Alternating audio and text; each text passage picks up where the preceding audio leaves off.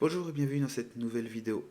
Il y a quelques temps, j'ai sorti une vidéo dans laquelle je montrais comment rajouter des drapeaux sur un select de type country type pour pouvoir reconnaître plus facilement les pays en utilisant les drapeaux de type emoji.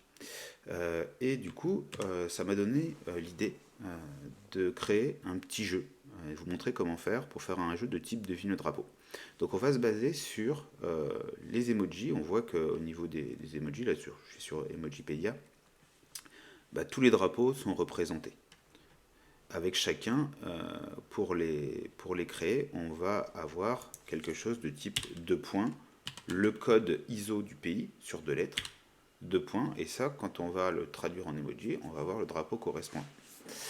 Donc on va se baser sur cette technique. Donc pour démarrer, là j'ai juste créé un projet Symfony, j'ai installé Pico CSS pour avoir un peu de style, et on va donc démarrer sur notre projet Symfony. Du coup, je suis sur un projet tout simple. Pour l'instant, j'ai absolument rien. J'ai juste créé un game controller qui me renvoie vers ma page index sur lequel j'ai juste mis un titre. Et donc, on va commencer par essayer d'afficher des drapeaux. Donc pour ça, il faut que je récupère dans un premier temps ma liste des drapeaux. Donc pour ça, on va utiliser, je vais juste zoomer un petit peu, voilà.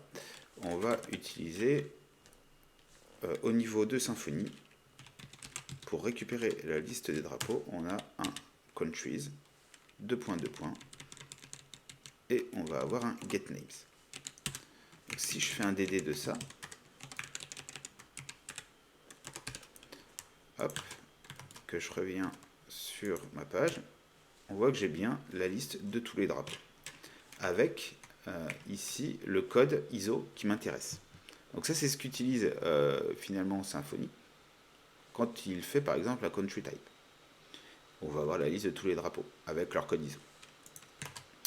Donc là on récupère bien la liste qui nous intéresse. Maintenant à partir de ça, on veut afficher les drapeaux. Donc ce qu'on va faire ici au niveau de notre... J'enlève ça. Au niveau de notre twig, on va faire par exemple 2.fr. Si je fais ça, que je raffiche dans twig, bah, bien entendu j'ai les 2.fr qui s'affichent. Moi ce que je veux ici, c'est afficher un emoji.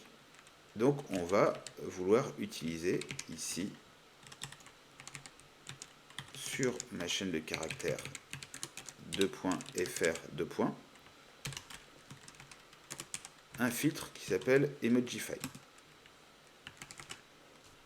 Quand on va sur la documentation de Symfony, on voit qu'il y a dans la liste de tout ce qui est possible de faire avec Twig.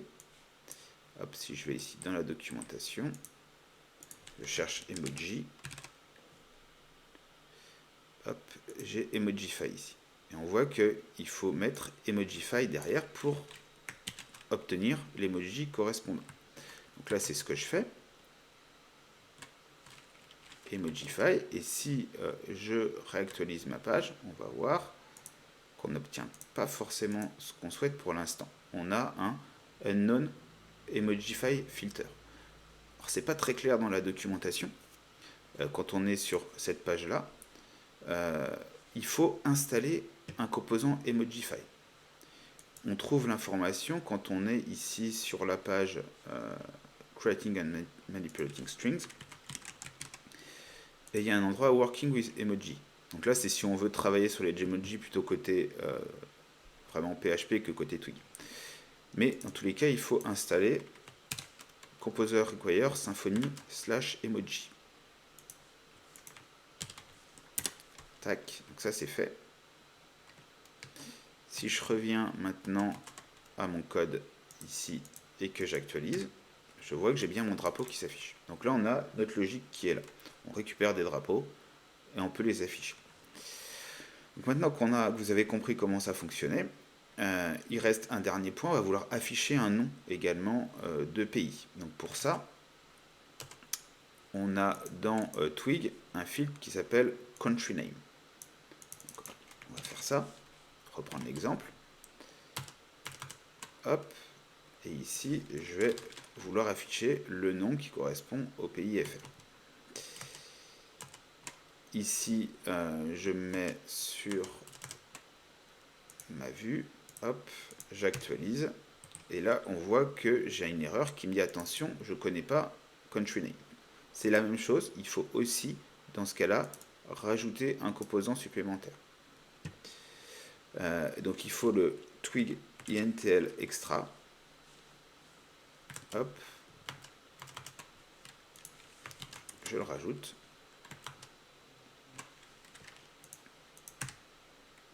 Et là, j'ai bien mon nom de pays qui s'affiche. Donc là, on a nos bases, on va pouvoir attaquer le jeu.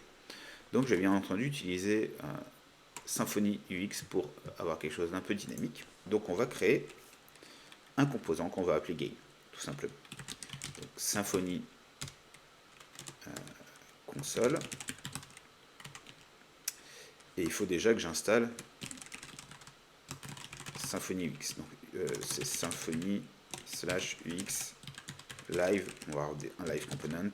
Donc live component. Voilà, c'est installé. Maintenant, je vais exécuter Symfony console twig component make twig component. Je vais y arriver. Je vais l'appeler game. Je veux qu'il soit live, donc je mets yes. Et là, j'ai bien mon composant game qui est créé. Donc, j'ai dans component la vue que je veux obtenir. Et j'ai également ici dans twig components ma classe game qui est taguée comme un live component. On est bon, donc du coup, je veux déjà ici récupérer une liste de pays. Donc je vais créer un tableau que je vais appeler countries. Et ce que je veux, c'est qu'à chaque fois que je crée ici un construct, je vais récupérer la liste de tous mes pays. Donc this countries, ça va être ce qu'on a vu tout à l'heure, countries get names. Là, je récupère bien mon tableau avec tous mes pays. Ok. Je veux en récupérer là-dedans un certain nombre à chaque question. Donc on va améliorer notre code au fur et à mesure, mais je vous mets déjà la logique. Donc on va créer pour ça une méthode qu'on va appeler getQuestion.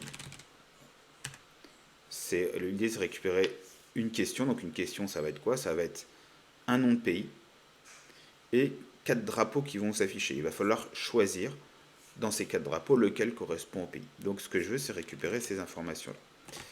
Donc là, je veux déjà récupérer 4 drapeaux. Donc on va prendre un petit ERRand de this countries. Et on veut en récupérer 4.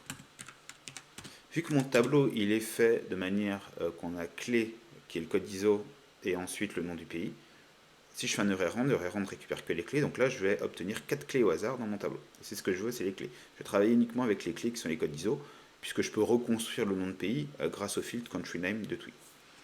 Donc ici on va avoir nos réponses possibles. Donc on va mettre que c'est possible flags. Je ne sais pas si mon nommage est très bon, mais hop, on va avoir nos 4 drapeaux. Possible flags. Et donc là-dedans, je vais en récupérer un qui est correct.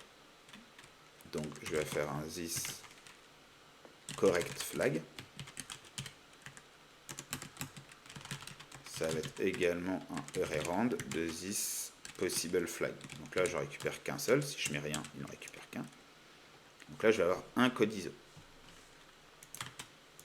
Là. Hop. Et donc, sur correct flag, je vais récupérer ici, hop, en partant de possible flags que j'ai obtenu. Non, je vais juste vouloir récupérer la clé. Hop, voilà. Et donc ici, normalement, j'ai un string qui est correct flag. On va faire un DD pour comprendre tout ça. Donc là, j'ai possible flags et correct flags.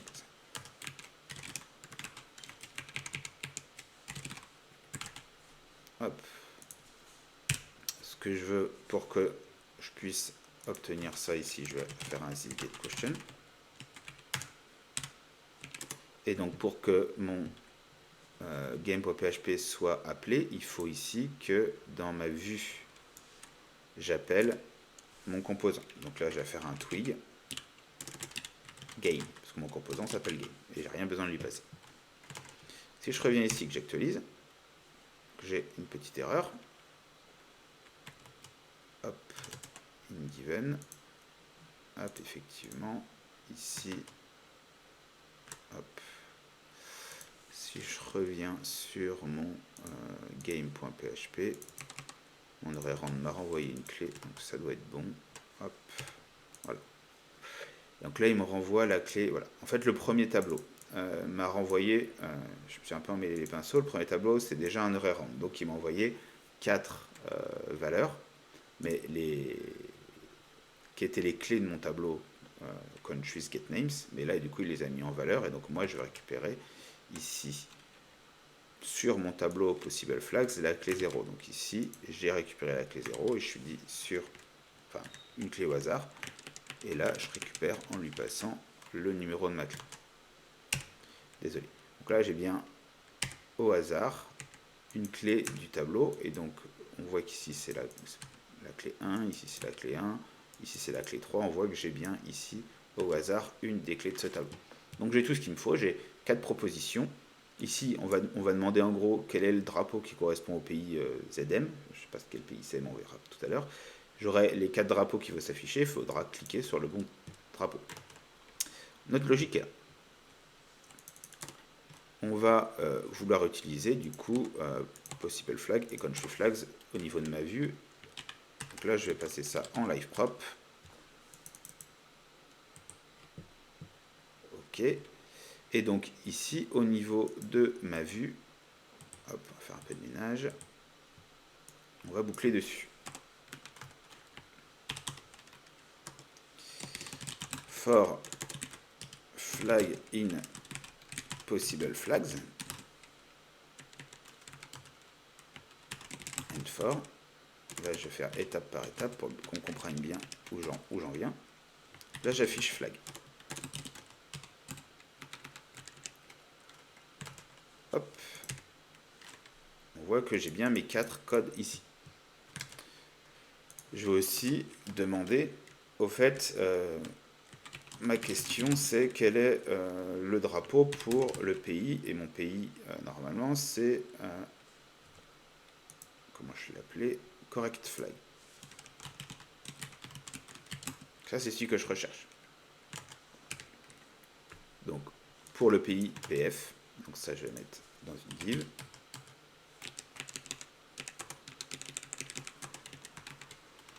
Et du coup, pour PF, ça m'intéresse pas. Ce que je veux, c'est le nom. Donc là, j'utilise mon filtre twig country name. Donc, quel est le bon drapeau pour l'Andorre? Et là, on veut afficher les 4 drapeaux. Donc, pour ça, on a vu qu'il fallait 2 points autour. Donc, on va déjà concaténer 2 points autour de mon drapeau. Donc, pour concaténer avec twig, c'est le tilde. Donc ici, j'ai déjà bien 2 points autour de chaque drapeau. Et on va lui appliquer le filtre Emojify. Hop, là ça marche toujours pas parce que j'ai mes noms ici en majuscule et lui il veut en minuscule. Donc ici, il faut que je passe un petit lower. C'est mieux, c'est en minuscule et juste mon filtre Emojify ne s'est pas bien appliqué. Je vais mettre des parenthèses autour de tout ça. Et voilà. Et j'ai bien, à chaque fois que j'actualise, le Maroc c'est lequel dans ces 4. La Libye, c'est lequel dans ces 4, l'Ouzbékistan, etc., etc. Donc à chaque fois, j'ai des questions et j'ai plus qu'à choisir le bon. Quand même, il faut faire cette logique. On a fait déjà pas mal de travail. Donc ici, je vais juste rajouter une div ici. Je vais mettre la classe grid. Hop. Et je vais mettre ça dans une balise article. Donc là, je profite de Pico CSS qui a déjà des styles pour chacun de cette partie-là. Donc du coup, j'obtiens déjà un truc qui est un peu plus propre. On va juste faire un minimum de styles. Donc là, classe question. Ici, je vais faire une classe flags. Hop, et dans mon fichier style,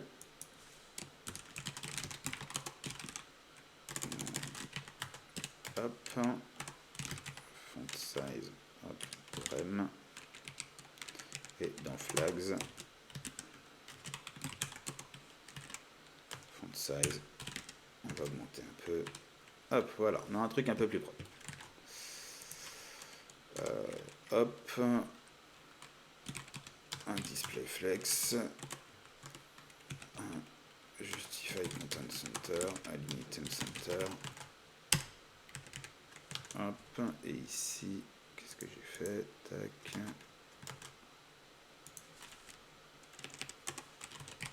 sur article. Hop.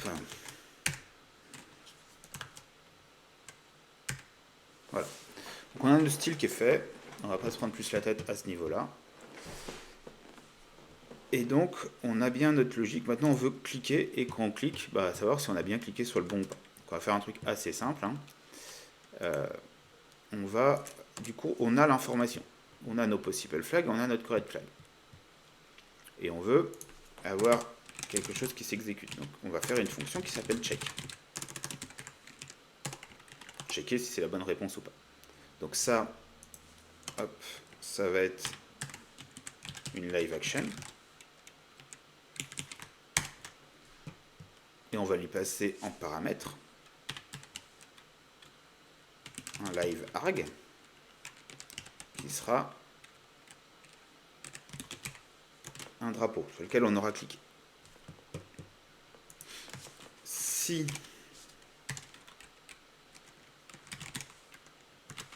le drapeau sur lequel on a cliqué est égal au correct flag, dans ce cas-là, on va dire que notre score s'incrémente. Notre score, on va le créer ici. Hop, on va l'appeler score. Il va être à 0 au départ. Ça va être un entier qu'on va afficher ici.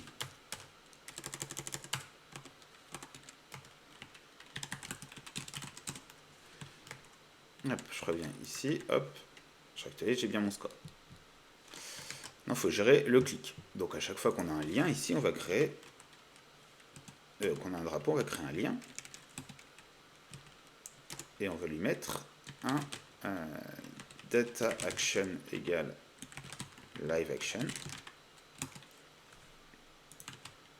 Hop, on entoure ça avec une balise A.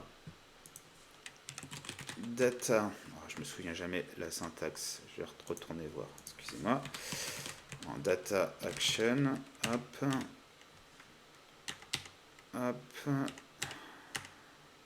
Donc c'est data live action param qui nous intéresse. Donc là on va lui mettre le nom de la méthode. Donc nous on l'a appelé check. Et on veut lui passer un paramètre qui est le nom du drapeau. Et donc là il faut lui mettre data live le nom. Donc là c'est flag param. Et là on lui passe le code ISO du flag. Donc c'est juste flag. On est en train de boucler sur nos flags, on lui passe à chacun un flag. Hop, on revient ici.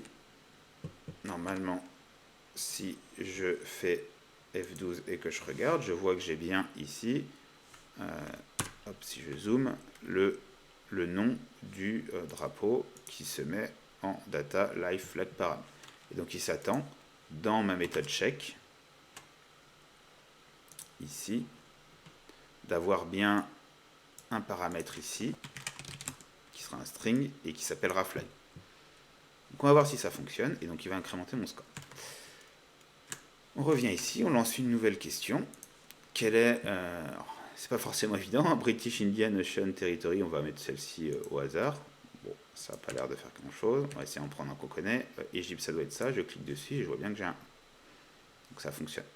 Si je reclique, j'ai des 1. Si je clique sur d'autres, il se passe absolument rien. Donc là, on est pas mal. On a déjà notre logique qui s'incrémente. Maintenant, ce qu'on peut faire, c'est avoir une variable questions qu'on incrémente aussi. Ça, c'est le nombre de questions qui seront passées. Qu'on est bon ou pas. Ce sera de base à 0 également. Et donc, du coup, ici, on va mettre score sur questions. Ça va nous permettre aussi, ce nombre-là, d'arrêter notre jeu au bout d'un certain nombre de questions. Hop, on voit que là, ça s'incrémente. Je vais essayer de trouver le bon. Voilà, c'est celui-ci. Et donc là, on a bien notre score. Maintenant, à chaque fois qu'on répond à quelque chose, on veut passer à une nouvelle question. Donc, on va aller, qu'on est bon ou pas d'ailleurs. On va aller ici sur check. Et une fois qu'on a fini, on va lui faire this. Et donc, on avait mis get question. On va avoir une nouvelle question. Ce qui va, dans get question, nous choisir 4 nouveaux drapeaux et une bonne réponse dans ces 4 drapeaux. Donc là, Puerto Rico, on va dire que c'est ça. J'ai juste, et voilà, on voit, je passe à une nouvelle question. Tokelo, celle-là, je suis très fort. Bolivie, Guinée, on va dire que c'est celui-ci, 4 sur 4. Costa Rica, bon, celle-là, c'est l'air d'être l'Espagne, je pense, si je ne dis pas de bêtises. Voilà, c'est pas le bon. Donc là, on est bien 4 sur 5. Andorre, ça doit être celui-ci, donc je vais cliquer sur celui-là, 4 sur 6. Ça, je ne connais pas. Hop, j'ai faux. Etc., etc. Là, j'ai juste... On voit que notre jeu, déjà, est quasiment terminé, il fonctionne. On peut essayer d'améliorer quelques petites choses maintenant. On va déjà, hop, juste rajouter un petit curseur pointeur pour qu'on comprenne bien. On clique sur quelque chose, voilà, hop, on a une petite main qui apparaît. Et sur mon lien, je vais enlever le text decoration. Là. Hop, quand je hover, on va lui mettre un text shadow. IPX white, un truc très simple. Voilà, on voit où on en est. Ok, maintenant on veut avoir au bout d'un certain nombre de questions que ça s'arrête. Donc on va dire ici, on veut une option, on veut une constante qui va être max question. On va mettre 5. Donc au bout de 5 questions, le jeu s'arrête. Ici, on va juste vérifier dans notre check. Tac. Donc à chaque fois, on passe à une nouvelle question. On va lui dire ici si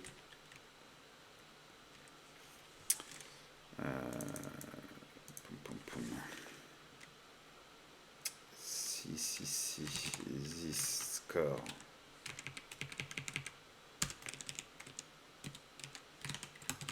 supérieur ou égal à max question, dans ces cas-là, on return et on fait rien. Hop, on essaye et ça ne marche pas. Qu'est-ce que j'ai mal fait? Alors, max question, je lui ai mis 5. Max questions. Hop. Et donc, si mon score acte, c'est pas score, c'est questions, c'est pour ça. C'est le nombre de questions, c'est pas mon score qui m'intéresse. Hop, on voit qu'à 5, ça s'arrête. On est bon. Et donc, on voudrait afficher un petit truc. On va faire quelque chose de très simple, on va mettre une petite modale qui s'affiche dans ces cas-là. Donc si questions supérieur ou égal à max question, on peut récupérer max question. Ce qu'on va faire, c'est qu'on va utiliser constante, qui est un petit helper entry. On lui met le nom de la variable qui nous intéresse, max questions, pour l'objet en cours qui est ici. On peut aussi lui passer le FQCN de la classe, mais on va mettre comme ça. Ndif. Et là, ici, on affiche une petite modèle. Donc, dialogue. On va dire qu'elle est open. On va mettre thank you.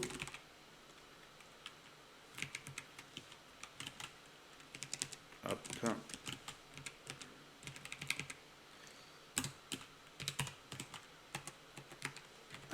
Your score is. Et là, on remet. Hop. Score sur ce que je fais. Truc de très très simple. Et dans hop, dialogue, hop, on va mettre pour dialogue la même chose, un texte un peu plus gros central. Pour voir ce que ça donne. Tac, tac, tac, tac, tac. Et voilà. Au bout de 5, j'ai ma dialogue qui s'affiche. Vu que j'utilise Pico CSS, bah, j'ai directement un truc un peu joli avec un fond flouté, un truc centré, mais sinon j'aurais une petite fenêtre toute moche, mais l'idée est là. Donc là j'ai 0 sur 5, si je recommence, là j'ai 1, j'ai 2, 2 sur 5. Voilà. Donc ça fonctionne bien et notre jeu s'arrête. Je suis obligé de réactualiser. On pourra faire un bouton qui redémarre également, mais on va s'arrêter là. Dernière chose, je voudrais savoir si quand je clique, est-ce que je clique sur la bonne question ou pas. Donc pour ça, on va tricher un peu et on va lui mettre, hop, ici, des informations. Ce qu'on veut, c'est quand on clique dessus, qu'on puisse avoir l'information. On pourrait faire deux choses. On pourrait cliquer, dire laquelle est la bonne réponse, donc en vert s'affiche la bonne, en rouge la mauvaise, etc. Et avoir un bouton qui nous envoie vers la question suivante et qui existe du trait get question. Mais ça marcherait très bien, ça nous obligerait par contre à recliquer sur un bouton à chaque fois. Moi ce que je voudrais c'est, je clique, ça s'affiche pendant une seconde, en vert la bonne réponse, en rouge les mauvaises, et au bout d'une seconde ça passe tout seul à la question d'après. Donc en fait ce que je veux c'est avoir un délai d'une seconde. Donc en fait quand on check, ici, avant d'obtenir la nouvelle question, je veux m'arrêter une seconde. Ok. Donc là, on va voir ce que ça donne. Je clique sur un truc et là, il faut que j'attende, vous voyez, une seconde avant que ça se réactualise. Et pendant cette seconde, du coup, ma méthode, elle est en attente. C'est comme si elle était en train de charger. Et une petite astuce au niveau de Symfony X, ça permet on peut appliquer un style pendant qu'il y a un chargement. Pour ça, on se met ici sur article et on a un truc qui s'appelle data loading. Data loading, je peux lui dire par exemple hide. Ça c'est un truc de base. Pendant que ça se charge, vous voyez que ça disparaît. Donc là c'est pas ce qu'on veut, je peux mettre hide ou show et je peux aussi lui utiliser une méthode add class avec un nom de classe. Je mets test pour l'instant. Pendant que ça charge, il va ajouter la méthode classe. Et donc ici, sur mon article, s'il a aussi la méthode test, je vais mettre un background color red. Hop, donc là, ça fonctionne pas. Qu'est-ce que j'ai mal fait? On va voir add class test. J'ai peut-être pas besoin de lui mettre. Voilà. On voit que j'ai quelque chose qui se charge et vu que j'ai mis un slip d'une seconde, ben on le voit pendant une seconde. Si je ne mets pas le slip ici, on voit que je le vois en fonction du temps de chargement, en fonction de la rapidité finalement de mon PC, je le vois clignoter, mais pas suffisamment longtemps pour vraiment comprendre ce qui se passe. Bon, là en plus on le voit parce que l'animation bah, c'est du rouge donc c'est pétant, mais si c'est un truc un peu plus subtil, on n'a pas le temps de le voir. Il faut vraiment mettre cette pause ici. Et donc du coup, on va vouloir appliquer, dire si c'est correct ou incorrect. Alors ce qu'on va faire, c'est pas forcément très la meilleure technique, parce que si on regarde dans le code source, bon, on voit tout de suite quelle est la bonne réponse ou pas, mais on va faire un truc assez simple. on va mettre, si c'est la bonne réponse, on va lui mettre la classe correcte, sinon on va lui mettre la classe incorrecte. Donc ici, on va dire si le flag c'est correct flag, dans ces cas-là, je mets la classe correcte, sinon je mets la classe incorrecte. Hop.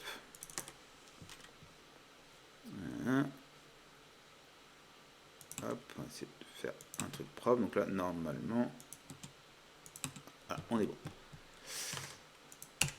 Donc là, je vous dis, si on regarde dans le code source, on va voir ici, j'ai la classe incorrecte, incorrecte, incorrecte et correcte. Non, ici correcte et ici incorrecte. Donc j'en ai une qui a la bonne classe. Après, j'ai juste à lui dire que voilà, une fois qu'on a cliqué, on va ici, pour la classe correcte, lui appliquer un background color qui va être un espèce de vert avec un peu de transparence, un truc comme ça. Et puis quand c'est incorrect, on va mettre du rouge. Tout bêtement. Tac. Et en plus, on va lui mettre une opacité à 0,2. Ce qui fait du coup que quand je clique, on voit tout de suite quelle était la bonne réponse ou pas. Et là, on a notre effet et on arrive à la fin du jeu et on a notre score. Voilà, je pense qu'on a fait le tour de ce que je voulais vous montrer. J'espère que ça vous a plu. Vous voyez tout ce qu'on peut faire en s'amusant un petit peu avec les emojis, les drapeaux, et faire un petit jeu tout simplement avec Symfony UX. N'hésitez pas à laisser des commentaires si ça vous a plu, et je vous dis à très vite pour une prochaine vidéo. Merci.